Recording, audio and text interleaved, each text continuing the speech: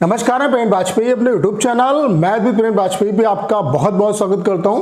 Finally NVS की आपकी नई जो वैकेंसी है नॉन टीचिंग पोस्ट के लिए 2024 की नई वैकेंसी जो है उसका नोटिफिकेशन आउट हो चुका है। यहाँ पे टोटल जो नॉन टीचिंग की पोस्ट है वो 1477 है, लेकिन आपके काम की कितनी पोस्ट हैं, सबसे बड़ा क्वेश्चन तो यही अराइज होता है। क्योंकि नोटिफिकेशन के बारे में टोटल कितनी पोस्ट है इन सब के बारे में आप ढेर सारे वीडियोस देख चुके होंगे।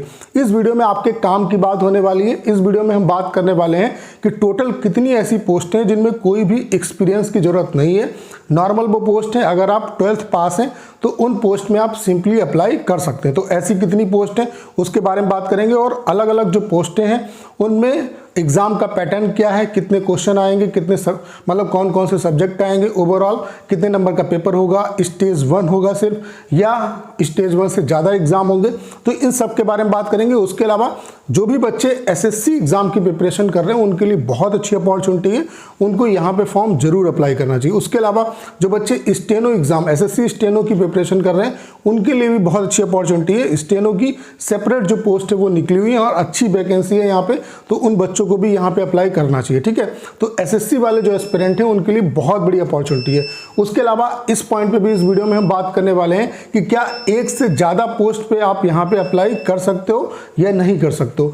तो जितने भी आपके डाउट हैं उन सब का आंसर इस सिंगल वीडियो में आपको मिलने वाला है। इस वीडियो से डेफिनेटली आपको बहुत ज़्यादा बेनिफिट होने वाला है। तो चलिए स्टार्ट करते हैं। तो आप लोग ये नोटिफिकेशन देख पा रहे होंगे, ये नॉन टीचिंग जितनी भी पोस्ट हैं, जैसा कि आपको पता होगा कि जो जवाहर नवोदय विद्यालय हैं उनमें आपकी एक तो 2 कैडर में निकली वैकेंसी, एक हेडक्वार्टर कैडर में निकली है और दूसरी आपकी एनबीएस कैडर में निकली है। ठीक है, तो कौन कौन सी वैकेंसी यहाँ पे वो आप देख सकते हैं। जैसे कि यहाँ पे नवोदय विद्यालय ने अपनी नॉन टीचिंग पोस्ट की जो वैकेंसी है उसके लिए नोटिफिकेशन निकाला है। अभी मैं आपको जितनी वैकेंसी है उसके बारे में बता देता हूँ। जैसे कि मैंने आपको पहले बता दिया कि यहाँ पे 2 तरीके की वैकेंसी, एक आपकी हेडक्वार्टर कैडर में है और उस दूसरी जो वैकेंसी है वो आपकी जो जवाहर नवोदय विद्यालय है उस कैडर में है। यानी कि जो स्कूल में आपको यहाँ पे जो है आपकी जो पोस्टिंग है एक तो हेडक्वार्टर में होगी और दूसरी क्या है कि जहाँ जहाँ पे विद्यालय है वहाँ पे आपको जॉब करनी पड़ेगी। ठीक है, तो कौन कौन सी वैकेंसी, जैसे हेडक्वार्टर में कौन सी वैकेंसी है, जैसे कि असिस्टेंट सेक्शन ऑफिसर, ठीक है, उसके अलावा ऑडिट असिस्टेंट, उसके अलावा जूनियर ट्रांसलेशन ऑफिसर, उसके अलावा लीगल असिस्टेंट, ठीक है, उसके अलावा स्टेनोग्राफर, ठीक है, उसके अलावा कंप्यूटर ऑपरेटर, उसके अलावा जूनियर सेक्रेटेरिएट असिस्टेंट जिसे हम जेएसए कहते हैं, उसके अलावा मल्टीटास्किंग जो स्टाफ है। ये जो पोस्ट है ये कहाँ पे है, हेडक्वार्टर कैडर में। ठीक है, उसके अलावा फीमेल स्टाफ नर्स, ये जो पोस्ट है ये कहाँ के लिए निकली है, मतलब जो जवाहर नवोदय विद्यालय है वहाँ पे इनकी पोस्टिंग होगी। ठीक है, फीमेल स्टाफ नर्स, उसके अलावा कैटरिंग सुपरवाइजर, उसके अलावा जूनियर सेक्रेटेरिएट असिस्टेंट यानी कि जेएसए की जो पोस्ट है वो हेडक्वार्टर में भी है और आपकी जेएनबी में भी है। ठीक है, उसके अलावा इलेक्ट्रीशियन, ठीक है, कम प्लम्बर, उसके अलावा लैब अटेंडेंट और मेस जो हेल्पर है इसकी पोस्ट है। अब आपके लिए कौन कौन सी वैकेंसी है वो मैं आपको बता देता हूँ। पहले मैं आपको बता देता हूँ, ये तो मैंने आपको बता दिया कि ये वैकेंसी है। ठीक है, अब आपके काम की कौन कौन सी वैकेंसी जहां पे कोई भी एक्सपीरियंस की जरूरत आपको नहीं है, ये जितनी भी पोस्ट हैं ये मैंने आपको बता दिया। अब यहाँ पे क्या है, पहली जो पोस्ट है वो जिन बच्चों के पास, जो बच्चे स्टेनो सीख रहे हैं, जिन बच्चों को स्टेनो आती है उनके लिए वैकेंसी है स्टेनोग्राफर की। ठीक है, यहाँ पे टोटल जो पोस्टें हैं वो आप देख सकते हैं। यहाँ पे सिंपल आप 12th पास होने चाहिए और आपको स्टेनो आनी चाहिए। ठीक है, यहाँ पे टोटल जो वैकेंसी वो 23 है। उसके अलावा यूआर कैटेगरी की 14 वैकेंसी है, ईडब्ल्यूएस की 2 वैकेंसी है, उसके अलावा ओबीसी की आपकी 2 वैकेंसी है, एससी की 4 वैकेंसी है, एसटी की 1 वैकेंसी। टोटल यहाँ पे जो वैकेंसी है वो कितनी है, 23 वैकेंसी। तो स्टेनोग्राफर वाले जो बच्चे जो स्टेनो की प्रिपरेशन कर रहे हैं, जिन्हें स्टेनो आती है और सिंपली वो 12th पास है, तो वो यहाँ पे फॉर्म जो है वो अप्लाई कर सकते हैं। बाकी जो पोस्टें हैं यहाँ पे जैसे कंप्यूटर ऑपरेटर है, इसमें कोई स्पेसिफिक जो क्वालिफिकेशन है वो मांगी गई है, उसको आपने देख लिया होगा। ठीक है, उसके अलावा एक जो पोस्ट है जिसमें कोई भी एक्स्ट्रा क्वालिफिकेशन की जरूरत नहीं है, सिंपल आप अगर 12th हैं, ठीक है, और आपको हिंदी इंग्लिश की टाइपिंग आती है तो आप यहाँ पे फॉर्म भर सकते हैं। ये पोस्ट है आपकी जेएसए की पोस्ट है। ठीक है, ये आपकी जेएसए की पोस्ट है। यहाँ पे टोटल जो वैकेंसी है ये हेडक्वार्टर वाली पोस्ट है। यहाँ पे जो वैकेंसी है हेडक्वार्टर में जेएसए की जो वैकेंसी है वो कितनी है, देखो जेएसए का जो एग्ज़ाम है चाहे वो हेडक्वार्टर वाला हो और चाहे वो आपका जो नॉर्मल आपकी मतलब जेएनबी में जो वैकेंसी है उन दोनों के लिए सेम तरीके का एग्ज़ाम होगा, ठीक है। यहाँ पे 21 वैकेंसी हैं जिसमें यूआर की आपकी 13 वैकेंसी है, ईडब्ल्यूएस की 2 वैकेंसी है, ओबीसी की 2 वैकेंसी है, एससी की 3 वैकेंसी है, एसटी की 1 वैकेंसी। नॉर्मल अगर आप 12th पास हैं तो आप यहाँ पे फॉर्म जो है वो अप्लाई कर सकते हैं, ठीक है। उसके अलावा ये आपके ये जो पोस्ट है ये जेएनबी कैडर में है, ठीक है। यहाँ पे टोटल 360 वैकेंसी है जेएसए की, ठीक है, जिसमें यूआर की अच्छी खासी वैकेंसी 145 है, ईडब्ल्यूएस की 36 वैकेंसी है, ओबीसी की आपकी 86 वैकेंसी है, एससी की 67 वैकेंसी है, एसटी की 26 वैकेंसी है। तो टोटल जेएसए की कितनी पोस्टें हो गई, ये 360 ये और उसके अलावा 21 है, यानी कि 381 वैकेंसी जेएसए की हैं। नॉर्मल अगर आप 12th पास हैं और टाइपिंग तो लगभग सभी बच्चों को आती है, इंग्लिश वाली तो आती है, हिंदी सीखने की आपको जरूरत पड़ेगी, हिंदी में सिर्फ 25 की स्पीड आपको चाहिए, ठीक है। तो यहाँ पे आप जो है फॉर्म अप्लाई कर सकते हैं और आपको अप्लाई करना है, ठीक है। उसके अलावा यहाँ पे एक पोस्ट है आपकी लैब अटेंडेंट की, ठीक है। यहाँ पे भी अच्छी वैकेंसी 161 वैकेंसी है, यूआर की 76 वैकेंसी है, ईडब्ल्यूएस की 16 वैकेंसी है, ओबीसी की 31 वैकेंसी है, एससी की 28 वैकेंसी है, एसटी की 10 वैकेंसी। यहाँ पे क्या है, या तो आप 10th हैं और आपके पास लेबोरेटरी का डिप्लोमा है तो आप अप्लाई कर सकते हैं। उसके अलावा अगर आप 12th हैं साइंस स्ट्रीम से, जो बच्चे 12th हैं साइंस स्ट्रीम से, भले ही उनके पास लैब का जो डिप्लोमा है वो नहीं है, फिर भी वो यहाँ पे फॉर्म अप्लाई कर सकते हैं। तो जो बच्चे जो साइंस स्ट्रीम से, मोस्टली बच्चे जो हैं वो साइंस स्ट्रीम से 12th पास होंगे, तो यहाँ पे आप अप्लाई कर सकते हैं। यहाँ पे सिंपली आपका सिलेक्शन हो जाएगा, ठीक है। अभी मैं आपको बताऊंगा कि इसके लिए जो एग्ज़ाम है उसमें कितने क्वेश्चन आएंगे, किस किस सेक्शन से क्वेश्चन आएंगे, वो सारी बातें इस वीडियो में हम करेंगे। तो यहाँ पे जो वैकेंसी है टोटल वो कितनी है, 161 वैकेंसी है, ठीक है। उसके अलावा अगली जो पोस्ट जिसमें कोई भी एक्सपीरियंस की जरूरत नहीं है, यहाँ पे सिंपली अगर आप 10th पास है तो आप यहाँ पे फॉर्म भर सकते हैं।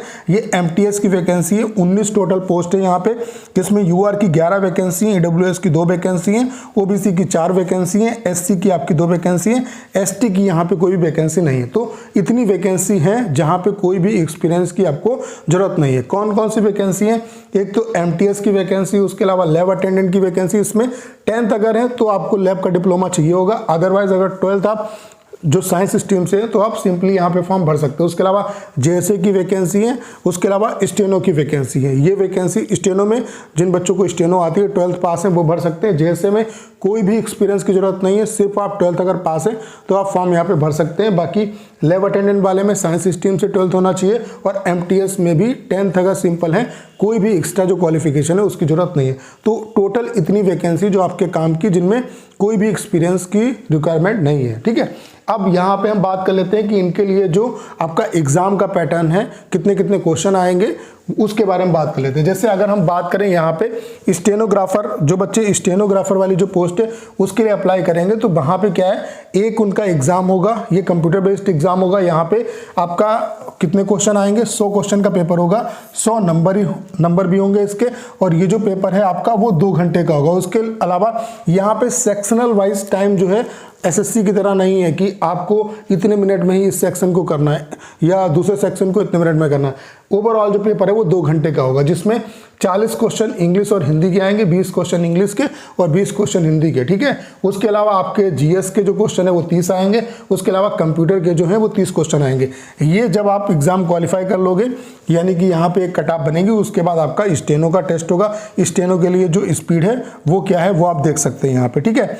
उसके अलावा अगली जो पोस्ट मैंने आपको बताई, जैसे कि जेएसए वाले जो बच्चे हैं उनका एक जो पेपर है वो होगा 130 नंबर का, 130 क्वेश्चन होंगे और 130 नंबर का पेपर होगा, 2.5 घंटे का ये पेपर होगा। यहाँ पे सेक्शनल जो टाइम है वो बाउंडेशन नहीं है, आप कितने भी टाइम दे सकते हैं किसी भी सेक्शन पे। यहाँ पे रीजनिंग के 20 क्वेश्चन आएंगे 20 नंबर के, उसके अलावा मैथ्स के 20 क्वेश्चन आएंगे 20 नंबर के, उसके अलावा जीएस के 30 क्वेश्चन आएंगे 30 नंबर के। उसके अलावा आपका जो कंप्यूटर, यहाँ पे हिंदी और इंग्लिश के, यहाँ पे language competency test general English and general Hindi. यहाँ पे क्या है 15-15 क्वेश्चन आपके इंग्लिश और हिंदी के होंगे, ठीक है। तो 30 क्वेश्चन ये होंगे ओवरऑल 30 नंबर के, ठीक है। उसके अलावा कंप्यूटर के 30 क्वेश्चन आएंगे। तो ये आपका एक एग्जाम होगा जेएसए वालों के लिए। उसके बाद यहाँ पे कुछ कट ऑफ बनेगी, जो बच्चे इस कट ऑफ को क्वालिफाई करेंगे उनका यहाँ पे टाइपिंग टेस्ट होगा, ठीक है, और जो कि कंप्यूटर पे होगा, ऑनलाइन टाइपिंग होगा। इसके बारे में मैं आपको बताऊंगा बाद में, ठीक है।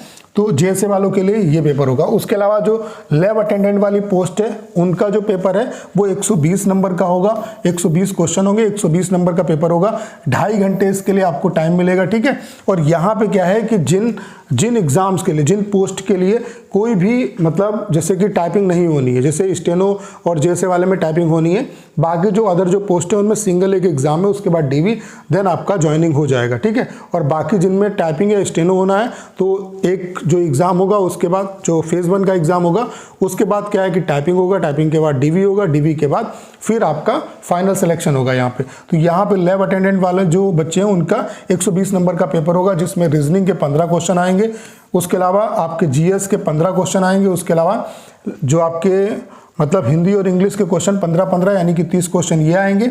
उसके अलावा नहीं, यहाँ पे लैंग्वेज कॉम्पिटेंसी टेस्ट, यहाँ पे इंग्लिश के 30 क्वेश्चन आएंगे। उसके अलावा हिंदी, हाँ दोनों एक ही चीज़ें लिखी हुई हैं, इंग्लिश और हिंदी के 15-15 क्वेश्चन आएंगे, 30 क्वेश्चन ये हो गए, ठीक है। उसके अलावा जो सब्जेक्ट स्पेसिफिक आपकी जो लैब से रिलेटेड नॉलेज है उसके रिगार्डिंग 60 क्वेश्चन आएंगे। ये 60 नंबर के होंगे।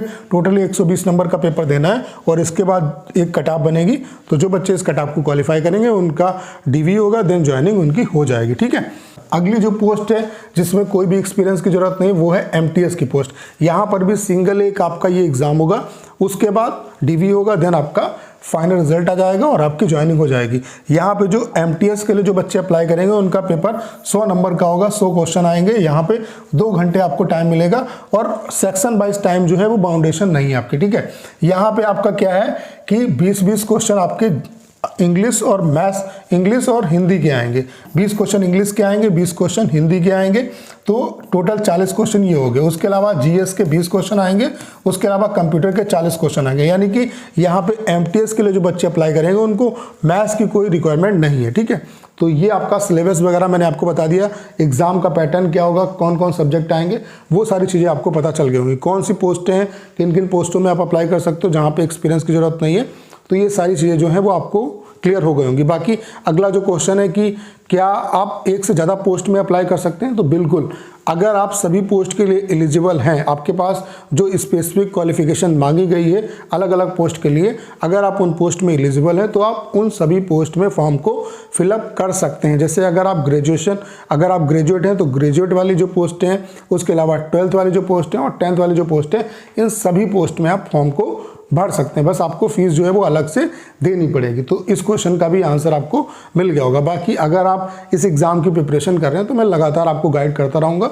उम्मीद करता हूँ कि सारी जानकारी आप अच्छे तरीके से समझ पाए होंगे। करना क्या है, इस वीडियो को ज़्यादा शेयर करना है। उसके अलावा अगर आप चैनल पर नए हैं और आपने अभी तक इसे सब्सक्राइब नहीं किया है तो प्लीज़ चैनल को सब्सक्राइब करना मत भूलिएगा।